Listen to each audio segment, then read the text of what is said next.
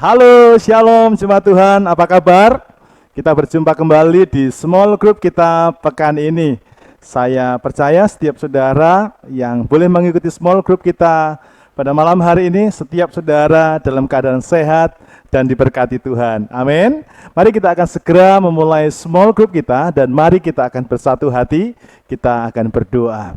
Terima kasih Tuhan yang luar biasa. Kami hari ini boleh berkesempatan kembali untuk ada di small group kami. Dan inilah tempat yang terbaik di mana kami boleh bertumbuh bersama-sama, kami boleh mengenal Tuhan bersama-sama, dan di tempat ini kami akan didewasakan untuk kami boleh menghidupi dan mempraktikkan firman Tuhan dalam kehidupan kami. Kiranya Tuhan akan menyertai kami dalam small group kami hari ini. Dalam nama Tuhan Yesus Kristus, kami siapkan hati kami untuk menerima kebenaran firman-Mu. Dalam nama Tuhan Yesus Kristus, haleluya, amin. Puji Tuhan, saudara ini kasih Tuhan. Tema small group kita pekan ini adalah membiasakan diri hidup dalam penyembahan. Nah, saudara ini kasih Tuhan, penyembahan itu adalah gaya hidup yang sangat penting untuk dimiliki oleh setiap orang percaya. Amin. Nah, penyembahan itu artinya kita secara sadar mengakui bahwa Tuhan adalah satu-satunya Tuhan, satu-satunya bos atas hidup kita semuanya. Sekali lagi, penyembahan itu artinya adalah kita secara sadar mengakui bahwa Tuhan itu adalah Tuhan kita. Ya, Tuhan itu adalah bosnya kita. Tuhan itu adalah pemilik atas hidup kita. Caranya bagaimana? Cara membuktikannya adalah dengan kita memberikan waktu untuk kita memberi hormat kepada Dia dan juga mengagungkan namanya. Nah, seringkali kita merasa bahwa kita percaya Tuhan, tapi kita boleh dikatakan nyaris kita nggak punya waktu untuk kita menghormati Tuhan, untuk kita mengagungkan Tuhan. Tetapi saya ingin memberikan contoh kepada setiap saudara. Bagaimana sih orang yang memberikan hormat kepada Tuhan? Bagaimana sih orang yang menyembah Tuhan itu? Bagaimana sih orang yang memberikan hidupnya ya untuk mengagungkan Tuhan? Contohnya, kita memberi waktu buat kita berdoa dan kita menyembah Tuhan. Kita juga memberi waktu untuk kita baca Alkitab. Saya tahu kalau saudara hidup di dunia ini, pasti saudara akan sibuk dengan pekerjaan. Saudara akan sibuk dengan berbagai macam hal yang saudara harus lakukan sebagai orang yang hidup di dunia. Mungkin saudara sibuk untuk mengurus keluarga saudara. Dan mungkin juga setiap saudara juga merasa bahwa engkau sibuk dalam pelayanan. Tetapi di atas semuanya itu, saudara belajar untuk memberi waktumu untuk bisa berdoa dan menyembah Tuhan. Engkau bisa baca Alkitab. Ya, itu namanya kita menyembah Tuhan. Tapi ada hal lain yang mungkin saya berikan contoh buat kita semuanya. Kita harus berani membuat keputusan untuk memilih antara pekerjaan sama waktu kita untuk ke gereja. Ya, kadang-kadang memang dalam hidup ini kita punya banyak sekali tawaran dan tantangan untuk kita ini bisa membuktikan bahwa kita ini menghormati Tuhan. Ya, karena itu saya menghargai orang-orang yang kadang-kadang mau ke gereja, mau small group, tapi dia harus menghadapi sebuah tantangan. Wah, saya mau ke gereja, tapi tiba-tiba ada tawaran bisnis, ada tawaran pekerjaan yang menggiurkan. Tapi saudara berani memutuskan untuk berkata, maaf ya Pak, saya hari ini mau ada kegiatan di gereja. Maaf ya Pak, saya hari ini mau small group. Dan Anda memilih untuk Anda meninggalkan pekerjaan itu untuk Anda bisa bersekutu dengan saudara seiman dan dengan Tuhan. Itu adalah salah satu bukti bahwa engkau menghormati Tuhan, engkau menyembah Tuhan. Dan ingatlah bahwa penyembahan itu adalah gaya hidup yang harus dibiasakan. Saya ulangi lagi, penyembahan adalah gaya hidup yang harus dibiasakan dan perlu dilatih oleh setiap orang percaya. Amin. Mari sama-sama katakan, penyembahan adalah gaya hidup yang harus dibiasakan. 2, 3. Penyembahan adalah gaya hidup yang harus dibiasakan. Amin. Harus dilatih. Ya, harus dilatih. Nah, sekarang kita masuk kepada pertanyaan kita. Mengapa kita harus membiasakan diri kita untuk hidup dalam penyembahan? Mari kita akan membaca super ayat small group kita yang terambil dari 1 Timotius pasal 4 ayat 7b sampai dengan ayat yang ke-8. Oke? 1 Timotius pasal 4 ayat 7b sampai dengan ayat yang ke-8. Mari saudara, kita membuka Alkitab kita sama-sama dan kita mencoba untuk menemukan ayatnya dan kita baca bersama-sama. Oke, siap semuanya? 1 Timotius pasal 4 ayat 7b sampai 8. 2, 3. Latihlah dirimu beribadah. Latihan badani terbatas gunanya, tetapi ibadah itu berguna dalam segala hal karena mengandung janji baik untuk hidup ini maupun untuk hidup yang akan datang. Haleluya. Saudaraku, tema kita hari ini adalah membiasakan diri untuk hidup dalam penyembahan. Mengapa kita harus membiasakan diri kita untuk hidup dalam penyembahan? Saudaraku, yang pertama, supaya kita tidak terbiasa dengan penyembahan yang di luar Tuhan. Ya, supaya kita tidak terbiasa dengan penyembahan di luar Tuhan. Orang yang tidak membiasakan dirinya untuk hidup dalam penyembahan kepada Tuhan, maka dia jadi terbiasa untuk menyembah Tuhan yang lain. Dia terbiasa dengan penyembahan kepada yang lain. Ya, contohnya siapa? Raja Salomo. Raja Salomo ini anak seorang raja yang besar, Raja Daud, yang dia tiap hari membiasakan diri untuk menyembah Tuhan, melatih dirinya menyembah Tuhan, sehingga sampai akhir hidupnya dia menjadi penyembah Tuhan yang benar. Nah, tapi Raja Salomo, ya, sebagai anaknya raja besar, dia tidak melatih dirinya seperti Daud ayahnya. Ya, sebagai akibatnya apa? Raja Salomo akhirnya terbiasa dengan wanita-wanita penyembah berhala. Ya, Raja Salomo akhirnya suka kumpul dengan orang-orang yang tidak suka menyembah Tuhan, tapi suka menyembah berhala. Apa yang terjadi? Alkitab mencatat akhirnya wanita-wanita yang akhirnya diambilnya menjadi istrinya itu justru menyeret Salomo untuk hidup dalam penyembahan berhala. Saudara ini kasih Tuhan, kita perlu melatih diri kita untuk kita menyembah Tuhan. Kita perlu membiasakan diri kita untuk menyembah Tuhan. Sebab kalau tidak, maka kita akan terbiasa. Kita jadi diseret, kita jadi dengan mudah meninggalkan Tuhan. Dan akhirnya kita ikut dalam penyembahan-penyembahan kepada Tuhan yang lain. Ini yang pertama. Yang kedua, mengapa kita harus membiasakan diri untuk hidup dalam penyembahan? Yang kedua, supaya kita tidak kompromi terhadap dosa dan penyembahan berhala. Orang yang tidak membiasakan dirinya untuk menyembah Tuhan, maka orang ini akan jadi orang yang gampang sekali kompromi. Ya, kompromi dengan apa? Dengan dosa. Ya, dia kompromi dengan apa? Dengan penyembahan berhala. Contoh sederhana, ya, ada banyak orang Kristen, ya, kalau tidak suka melekat dengan Tuhan, ditanya, boleh enggak Pak? Ya, berbuat yang seperti ini. Oh, enggak apa-apa. Sekali-sekali enggak apa-apa. Kompromi. Boleh enggak Pak? Bohong. Enggak apa-apa. Bohong demi kebaikan. Ini namanya kompromi. Kenapa kita bisa kompromi? Karena kita tidak melatih diri, tidak membiasakan diri kita untuk kita menyembah Tuhan. Tapi orang yang melatih dirinya untuk dia menyembah Tuhan, dia biasa menyembah, dia biasa baca firman, dia biasa berdoa, dia rajin dalam persekutuan, saya punya keyakinan besar, tidak akan ada kompromi dalam hidupnya. Bukan karena seorang hamba Tuhan yang menyampaikan firman, tapi hati saudara tidak mau kompromi. Ya, justru orang yang tidak membiasakan diri untuk menyembah Tuhan, waktu diajar dia ngomong, dasar Pak Pendeta, ya omongannya pendeta seperti itu, Anda pasti berontak.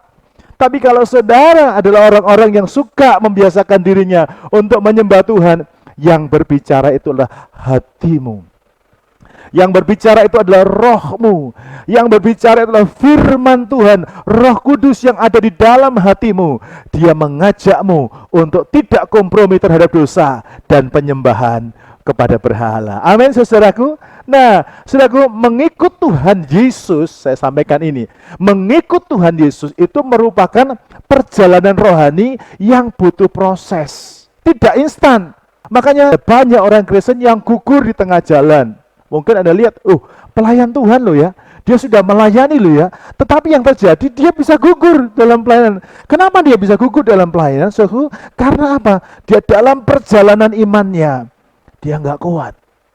Ya, diproses dia nggak kuat. Ya, nah, jika kita tidak membiasakan diri untuk hidup dalam penyembahan, perhatikan ini, maka akan terjadi kompromi dengan dosa. Ya, boleh nggak kita menikah dengan orang yang tidak seiman? Ya, orang yang tidak membiasakan diri untuk hidup dalam penyembahan dia berkata, enggak apa-apa. Ya, siapa tahu nanti dia bisa diselamatkan. Ini kompromi, saudara. Seharusnya saudara akan membuat keputusan, tidak. Kalau dia nggak percaya Yesus, aku tidak akan pernah main-main.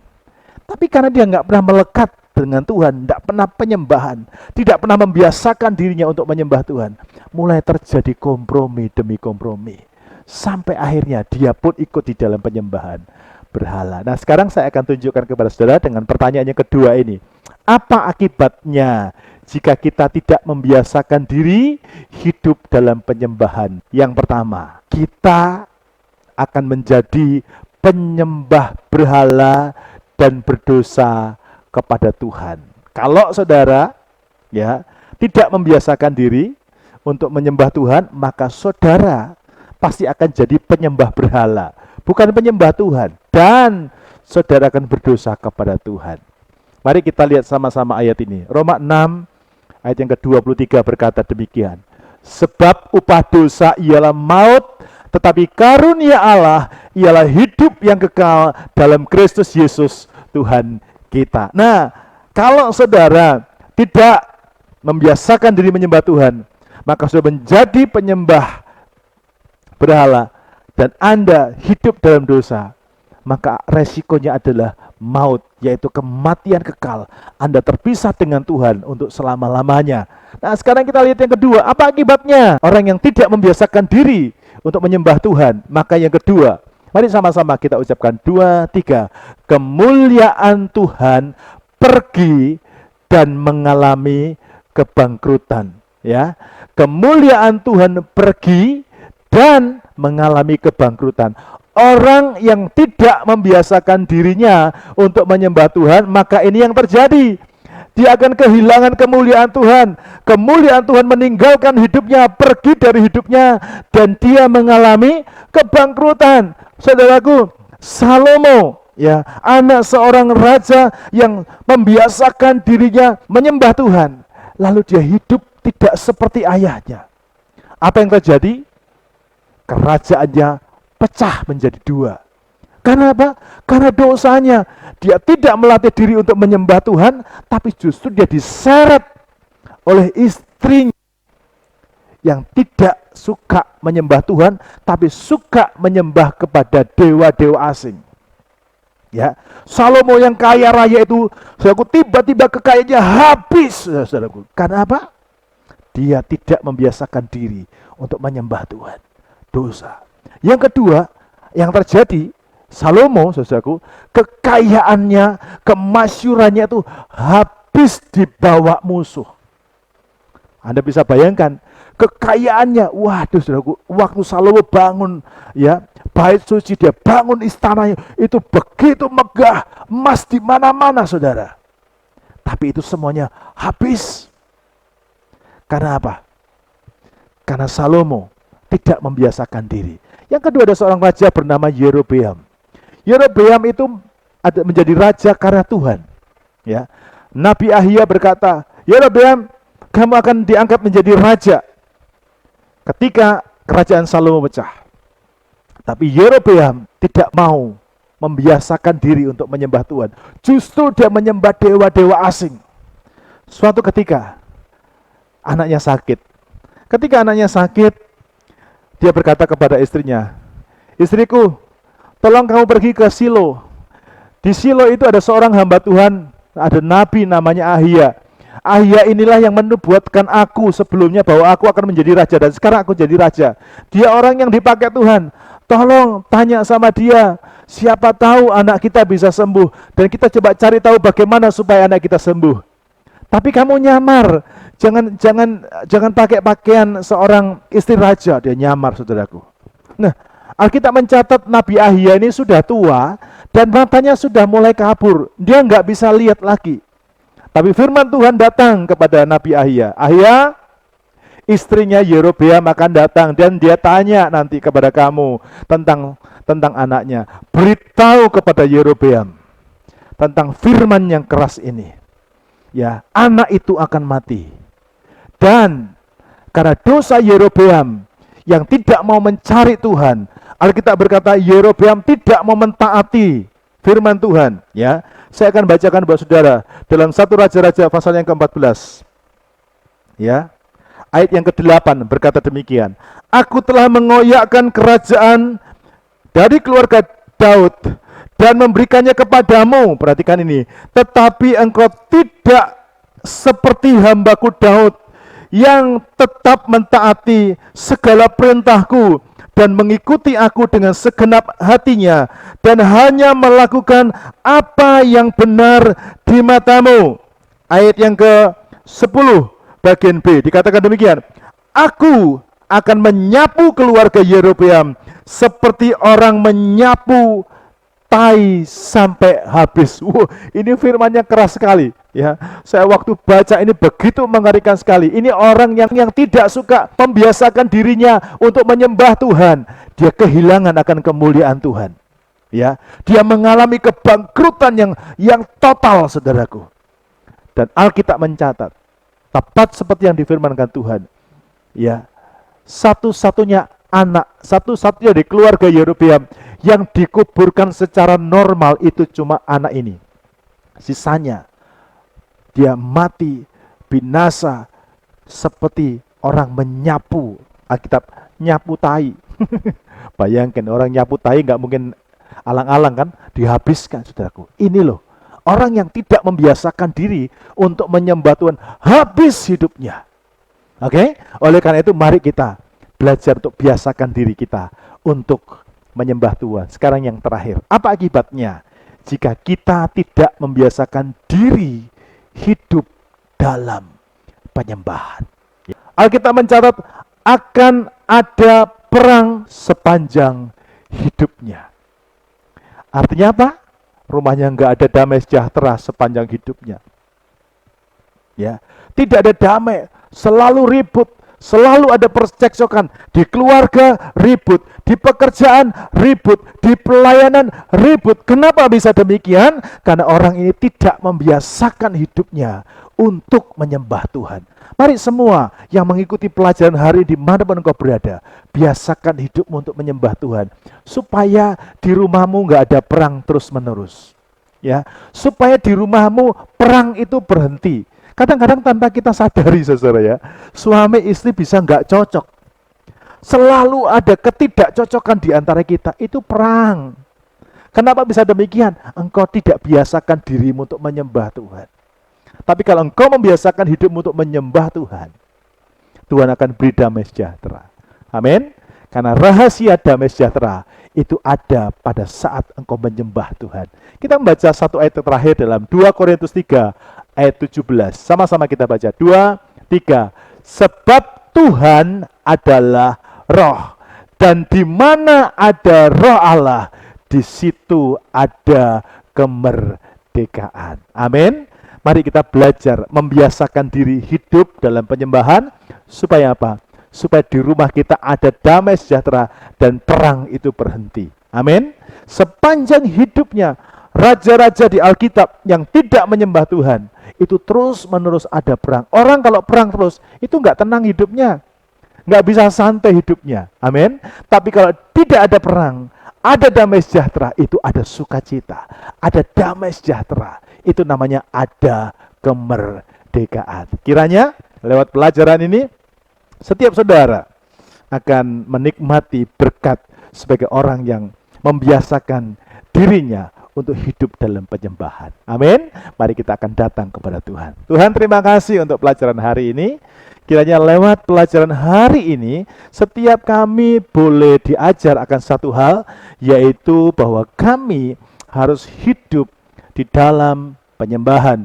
Kami membiasakan diri kami untuk hidup di dalam penyembahan. Karena dari situ kami akan melihat berkat mengalir. Kiranya semua keluarga Alpha Center akan dimotivasi untuk kami hidup dalam penyembahan. Sebentar kami akan sharing. Tuhan kiranya akan menuntun kami sehingga sharing kami hari ini boleh jadi berkat. Dalam nama Tuhan Yesus Kristus kami berdoa. Haleluya. Amin. Nah, sekarang kita akan masuk dalam bagian sharing kita. Untuk bagian yang pertama, pertanyaannya seperti biasa, apa berkat yang saudara dapatkan dari pelajaran hari ini? Amin. Apa berkatnya? Silakan Anda sharingkan. Nah, setelah Anda sharingkan tentang berkatnya, sekarang pertanyaan yang kedua adalah, apa komitmen saudara? Setelah saudara mendengar pelajaran hari ini, apa komitmenmu? Dan mari kita akan sama-sama praktekkan saudara ya, apa yang menjadi berkat daripada firman Tuhan pada malam hari ini. Puji Tuhan. Sampai di sini pertemuan kita. Sampai berjumpa kembali minggu depan. Tuhan Yesus berkati. Shalom.